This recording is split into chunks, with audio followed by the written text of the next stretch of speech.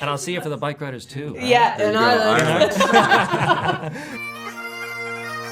I'm from Ireland myself. You worked in Ireland on The Last Duel, I believe, a few years ago. How was your time in Ireland? Oh, it was amazing. I was staying in Dorky, and I was like, swimming in the sea, which was freezing, but like so invigorating. And I do want to go back though, because when we first got there, the COVID pandemic happened, and then when we went back, the pubs were still closed. Oh, wow. Yeah, and so I didn't get to experience, there's like quite a famous pub there, which I feel like I need to go back and experience. So I think I'm going to take my dad. But I loved it. I've never been to Ireland. It's beautiful. Really go. Yeah. Should manifest the job now. Yeah, that's... You're going to play a Scouser in an who Irish goes to one. Ireland. We're building Yeah. we're building Do the something Bikeriders to Ireland. Yeah. We can make it work. Ireland. Yeah. I like that. Twist. Big stamp. I suppose there's been a lot of Irish actors now kind of coming into Hollywood as well. Cillian Murphy, Barry Keoghan. Who are some of your favourite Irish actors?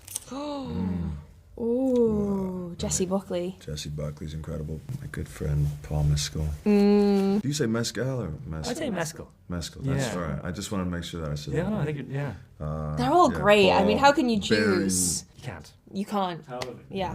And, It's a trick question. Yeah. Aha! I almost had you. It was a trick, and you passed. Irish trickery. We're always up to it. Well, I have to say Ruth Negga, because I directed her in Loving. I thought she was tremendous to work with. That's a selfish answer, just self-promotion. Nice one.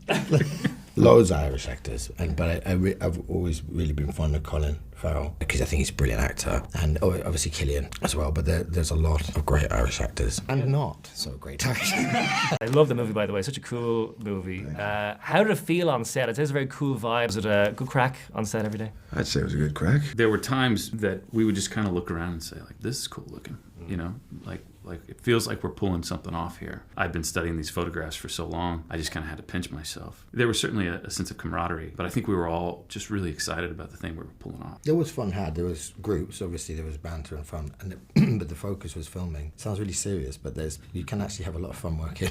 It was amazing. We shot it in Cincinnati and on location for a lot. I don't think we were in the studio once.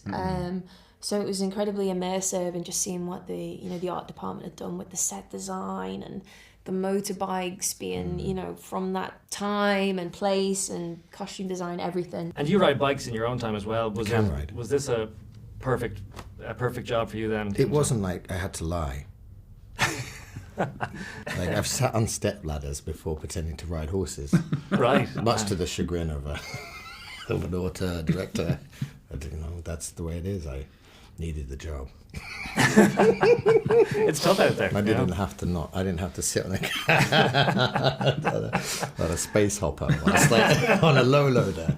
So Jeff must be incredibly thankful. I was. I spent a lot of time on a motorcycle. With this character, there wasn't a lot of, he doesn't speak that much. It was very about that physical elements for the most part, in the beginning at least. The worst nightmare would be getting on a set and feeling like you're not comfortable on a motorcycle. And so I got to call it my job every day and just ride motorcycles every day. And I had the best time. Good homework. Yeah, good homework. Like, so much praise is coming in already about this movie. It's been compared to Goodfellas on motorbikes. How does that feel, considering how long as well you've been stewing on the idea as well? Because you found the book 20 years ago. Yeah, I mean, the Goodfellas comparison is extremely flattering. It's one of my favorite films, and I look to it structurally to kind of model this film, because I think Goodfellas is a really beautiful depiction of an outlaw subculture, and that's what we're doing here. I definitely had that on my mind. It's extremely flattering, pretty humbling. That's a very epic comparison, isn't it? Yeah. I only very recently watched, a few years ago, watched Goodfellas. I was very, very late to the... it's like one of those films where people are like, have you seen that? And you're like, Yeah, of course. And I was like, I have to watch that film. Yeah, that's a great film. It's always It's great a to be great compared to film. a great film. For your character as well, you have photos from the book as well. How did that inform your portrayal? Yeah, it was amazing. I just kind of, I had 3, I think, to start with, and I just kind of was picking apart the way that she stood, her relationship to the camera, what a, physical appearance was like, and then you can kind of draw from that what you want or not, but I've never really had that kind of source material before, so I really enjoyed the fact that I had something to kind of assist me. It helped flesh out somewhat the and depict the world. It's a little bit Well, and to be fair, spectrum for me. there wasn't a ton of Johnny in the book. Like out of the 3 characters, But I don't think Johnny would have spent a lot of time looking at himself in defence of what I'm trying to say. Right. It's like the people that were in the book were the people that would see him. Yeah. on set. Yeah.